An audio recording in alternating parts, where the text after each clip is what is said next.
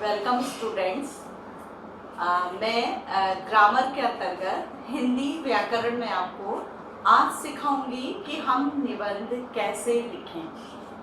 बच्चों, छोटी कक्षाओं से ही आपने निबंध लिखना सीखा होगा, आपको आता भी है। हमारे बच्चे बहुत इंटेलिजेंट हैं और बच्चों, इन कठिन परिस्थितियों में आज भी आप घर रहकर परिश्रम कर रहे हैं, मेहनत कर रहे हैं। कोविड-19 से बचने की पूरी मुस्तैदी से उन नियमों का पालन कर रहे हैं, अपने पेरेंट्स की हेल्प कर रहे हैं और साथ में ऑनलाइन क्लासेज भी अटेंड कर रहे हैं। तो आप तारीफ के पात्र हैं बच्चों, आपकी तारीफ होनी चाहिए कि आप छोटे छोटे बच्चे हैं, आपको खेलने का मन करता है, बाहर जाने का मन करता है और कभी कभी आपको घर के अंदर दिक्कत भी लगती होगी, लेकिन आप तब भी क्लासेज अटेंड कर रहे हैं, अपना काम कर रहे हैं। जब भी हम किसी बच्चे से पूछते हैं तो वो लोग अपना काम कर रहे होते हैं पूरा। तो बच्चों, आज व्याकरण के अंतर्गत बहुत अच्छा सब्जेक्ट है निबंध लेखन कैसे किया जाए। बहुत कॉमन सब्जेक्ट है, रोज पढ़ा है आपने, लेकिन अगर आप ठीक से जानेंगे कि हमें किन किन स्टेप्स का ध्यान रखना चाहिए या निबंध लेखन में किन किन नियमों का पालन करना चाहिए, तो आप अच्छा निबंध लिख सकते हैं, जो आपको केवल कक्षा में पास होने के काम नहीं आएगा, बल्कि आपकी कल्पना शक्ति को बढ़ाएगा, आपके सीखने की शक्ति को बढ़ाएगा और पूरी जिंदगी में पूरे जीवन भर आपके काम आएगा। क्योंकि निबंध लेखन बहुत सी प्रतियोगिताओं का विषय होता है। इसके अतिरिक्त आपको अपने बारे में लिखने का ज्ञान, ग्रुप डिस्कशन का ज्ञान, कहीं डिबेट होता है कॉम्पिटिशन, तो उसका ज्ञान निबंध लिखने से बढ़ता है बच्चों। तो निबंध का पहले मैं आपको निबंध शब्द का अर्थ बताऊंगी कि क्या है। निबंध जो है बच्चों, दो शब्दों से मिलकर बना है, नी प्लस बंध। बंध का अर्थ होता है बांधना और नी का मतलब होता है बच्चों अच्छी तरह से, यानी कि कहना चाहिए सिस्टमैटिक तरीके से बांधना। अब किसको बांधना? बिखरे हुए विचारों को। आप देखिएगा, मान लीजिए मैं ये डस्टर हाथ में लेती हूँ, ये पेन लेती हूँ या हाथ दिखाती हूँ, तो जो भी वस्तु इंसान देखता है वो इतना इंटेलिजेंट होता है, इतना बुद्धिमान होता है कि उसके बारे में तरह तरह के विचार उसके मन में आते हैं या बिखरे हुए विचार आते हैं। मान लीजिए कोई हमसे कहे कि सूरज पर कुछ पंक्तियाँ लिखें, तो सूरज कहते ही, सूर्य कहते ही हमें उसके कितने नाम होते हैं, वो हमारे क्या काम का है, उसकी भौगोलिक या उसकी साइंटिफिक स्थिति क्या है, या हम उसको अपनी संस्कृति में किस तरह से देखते थे, इस तरह की बहुत बातें आती है बच्चों। ठीक है, तो हम ऐसे कोई भी सब्जेक्ट ले लें, मान लीजिए हम हाथ ले लें, तो हमें लगेगा कि कर्म करने का, काम करने का आधार है, इसका क्या महत्व रहा है, आदिकाल में मानव अपने हाथों का उपयोग कैसे करता था, किन किन चीज़ों के लिए करता था। आपको पता होगा कि हमारे हाथों का शेप भी अलग था, हम पेड़ में चढ़ने के लिए भी प्रयोग करते थे हाथ और पैरों को। तो धीरे धीरे ये हाथ क्या होते गए, बदलते गए। तो बहुत सारी चीज़ें हमारे मन में आती हैं कि हाथ से हम क्या क्या काम कर सकते हैं। हाथ दो होते हैं, दायां होता है, बायां होता है, और हम क्या क्या आगे कर सकते हैं। तो ये सब बच्चों निबंध अच्छी तरह से बांधना ये है कि एक सब्जेक्ट जो हमें दिया गया है उसके बारे में जो भी विचार कौंध रहे हैं हमारे मस्तिष्क में, हमारे दिमाग में जो भी चीज़ें आ रही हैं, उन्हें हमें सिस्टमैटिक तरीके से लिखना है। तो आप निबंध के अर्थ को याद रखेंगे कि जो भी आपको सब्जेक्ट मिले आप उसे अपने मन से लिख सकें। अब बच्चों, निबंध की कुछ विशेषताएं हैं। मुझे पहली विशेषता बहुत अच्छी लगती है कि निबंध एक ऐसा आपका विषय है जिसमें आप अपने मन से लिखते हैं। आज इस निबंध के नियमों को बताते हुए मैं चाहूंगी कि किसी भी निबंध को आप पढ़ें तो सही विभिन्न पुस्तकों में, लेकिन उसको याद न करें, उसको अपने मन से लिखें। तो बच्चों आप देखिएगा आपके पेपर में सारे क्वेश्चन ऐसे होते हैं जिनमें आपको एक नियम का पालन करना पड़ता है कि आपके अध्यापिका या अध्यापक जो निर्देश देते हैं वो करना होता है। लेकिन निबंध लिखते समय आप फ्री हैं, स्वतंत्र हैं, आप अपने विचारों को अपने मन से एक्सप्रेस कर सकते हैं, अभिव्यक्त कर सकते हैं। तो आप सोचिए आपके पेपर में सबसे अच्छा विषय है निबंध, जिसमें आप अपने मन से कुछ भी अच्छी तरह से लिख सकते हैं। अब कुछ भी का मतलब ये नहीं है कि सब्जेक्ट दिया है पेन पर लिखने के लिए आप और किसी वृक्ष पर लिखने लगे, ऐसा नहीं। इसी पेन पर लिखना है, लेकिन सबके विचार अलग अलग होंगे और अपने मन से बच्चे लिख सकते हैं। और कुछ काल्पनिक होता है, कुछ तथ्यात्मक होता है, कुछ साइंटिफिक होता है। तो निबंध अपने मन से लिखने का सबसे अच्छा विषय है, ठीक है। जबकि हमारे बच्चे निबंध लिखने में क्या करते हैं, आनाकानी करते हैं, छोटा सा लिख देते हैं। तो आपके विचारों का फ्लो है निबंध, कि आपके विचार किस तरह से बहते हैं, उनको आप अच्छी तरह से लिखेंगे तो वो एक क्या बन जाएगा, निबंध बन जाएगा। तो और निबंध लिखने में आपको विषयों का ज्ञान, विषयों के ज्ञान का जो होता है उपयोग हो जाता है, आपके ज्ञान का उपयोग। मेरा मानना है बच्चों कि आप कोई भी एक निबंध लिखते हैं तो आपको उसके लिए इतिहास भी चाहिए, भूगोल भी चाहिए, ठीक है, और साइंस भी चाहिए और साहित्य भी चाहिए। आपके मन में उस सब्जेक्ट के लिए अलग अलग विषयों की जो भी जानकारी है वो आप निबंध में प्रयोग कर सकते हैं। जैसे मान लीजिए आप प्रदूषण निबंध लिख रहे हैं तो उसका इतिहास क्या रहा है, क्योंकि पहले प्रदूषण नहीं रहा है। फिर वर्तमान क्या है कि आज प्रदूषण बढ़ गया है। फिर उसके रीजन क्या है, कारण क्या है, क्यों हो गया है, साइंटिफिक कारण क्या है, भौगोलिक स्थिति क्या है, आज पूरे विश्व में क्या स्थिति है, इस तरह से। और साहित्य में उसके लिए कवियों ने क्या क्या कहा है। तो आपको लग गया होगा पता कि एक निबंध लिखने के लिए आप अपने पढ़े हुए हर विषय का उपयोग कर सकते हैं, ठीक है। और निबंध की तीसरी विशेषता है कि सही और पर्याप्त जानकारी, सही और पर्याप्त जानकारी, पर्याप्त जानकारी, जानकारी। जब भी आप निबंध लिखें उस विषय में जो आपको सही जानकारी है बच्चों उसे लिखिएगा, क्योंकि ये कहानी नहीं है। कहानी तो काल्पनिक हो सकती है, निबंध में भी कल्पना का प्रयोग होता है। लेकिन मान लीजिए आप भारत देश के विषय में निबंध लिख रहे हैं तो उसकी भौगोलिक स्थिति को लिख रहे हैं, तो आपको जो सही जानकारी होगी वही आप लिख सकते हैं। अपने मन से नहीं लिख सकते कि भारत का क्षेत्रफल ये है, ठीक है, या इसके इतने प्रदेश हैं। तो आपको सही जानकारी होनी चाहिए। इसके लिए आपके अन्य विषय भी काम आते हैं और उनकी सही और पर्याप्त जानकारी को आपको निबंध में शामिल करना चाहिए। अगला पॉइंट है आपका भाषा। आप यहाँ पर हिंदी भाषा में निबंध लिख रहे हैं तो आपकी हिंदी सरल, शुद्ध और वाक्य अच्छी तरह से बने होने चाहिए। वाक्यों को आधा अधूरा नहीं छोड़ना चाहिए।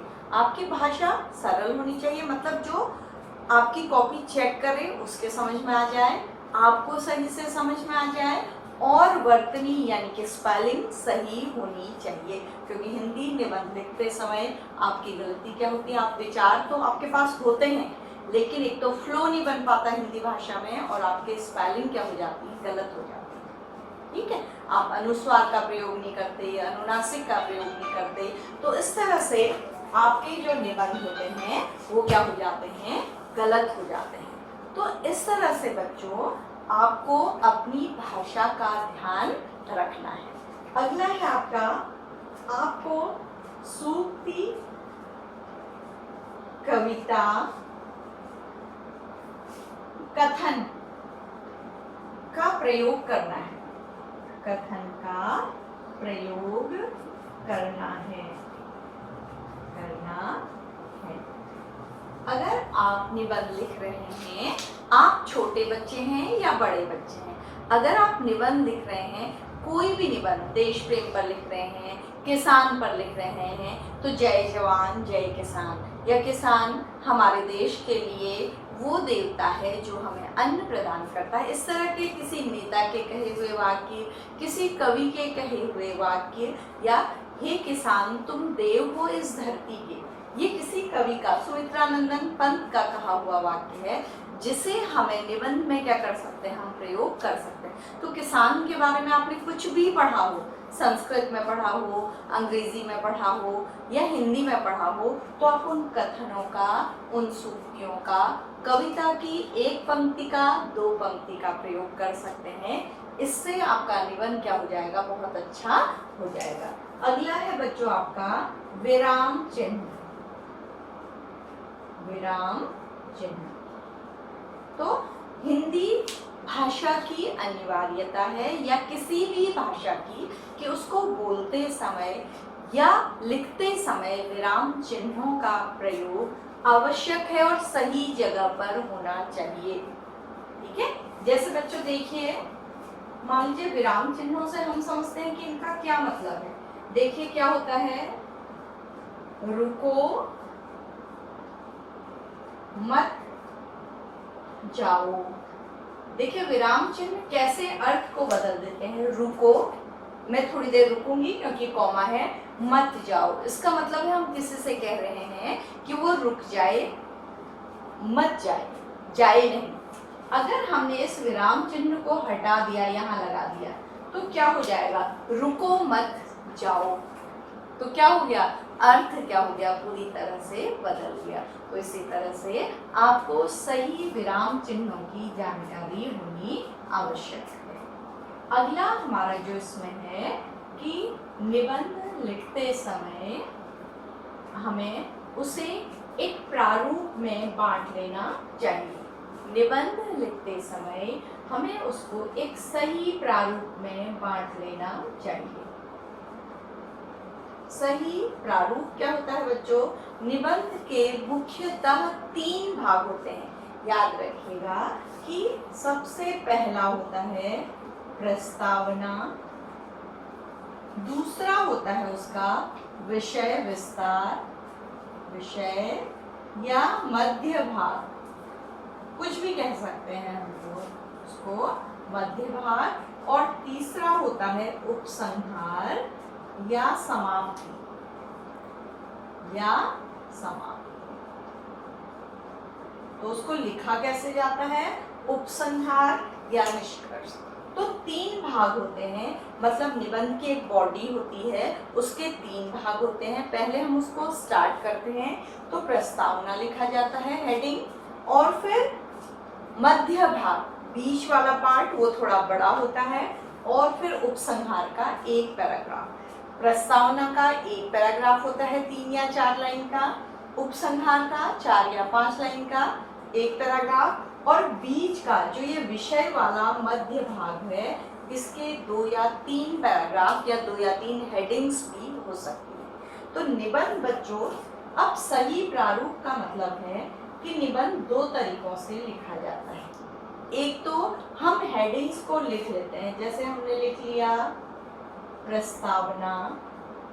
मान लीजिए हम देश प्रेम में निबंध लिख रहे हैं, ठीक है, तो हम प्रस्तावना लिखेंगे, दूसरा लिखेंगे देश प्रेम का अर्थ, फिर हम लिखेंगे देश प्रेम की आवश्यकता, आवश्यकता, फिर हम लिखेंगे देश प्रेमियों के उदाहरण, उदाहरण, ठीक है बच्चों। फिर हमारा 5वां हेडिंग होगा कि देश के प्रति नागरिकों के कर्तव्य, फिर होगा 6वां उपसंहार। अब देखिए मैंने आपसे कहा था कि निबंध लिखने के दो तरीके होते हैं। निबंध का ये पहला पार्ट है, मैंने आपको बताया था प्रस्तावना, ये अंतिम पार्ट है और ये मध्य पार्ट है जो मैंने आपको बताया था बड़ा होता है। तो बच्चों इसको दो तरीके से लिखा जाता है। एक तो हम इस प्रारूप को, इस संकेत बिंदुओं को पहले लिख लेते हैं, फिर उनके अकॉर्डिंग पैराग्राफ बनाते हैं, इनके अनुसार पैराग्राफ बांट देते हैं। मतलब इस निबंध में हमारे कितने पैराग्राफ होंगे? 6 पैराग्राफ होंगे। और ऐसा भी हो सकता है कि एक हेडिंग हमने नहीं लिखी तो हमारे कितने पैराग्राफ होंगे? 5 पैराग्राफ होंगे।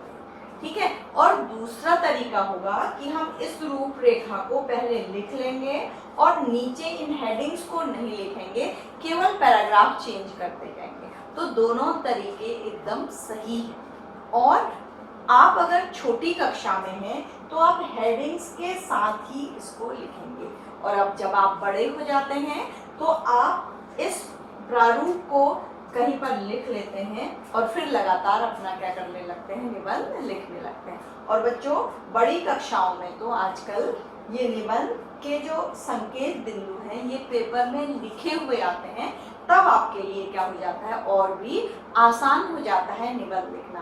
तब आप क्या करेंगे कि इन जो संकेत बिंदु लिखे हैं इनके सबके क्वेश्चन कन्वर्ट कर लेंगे। जैसे देश प्रेम का अर्थ क्या है, क्या बना लेंगे?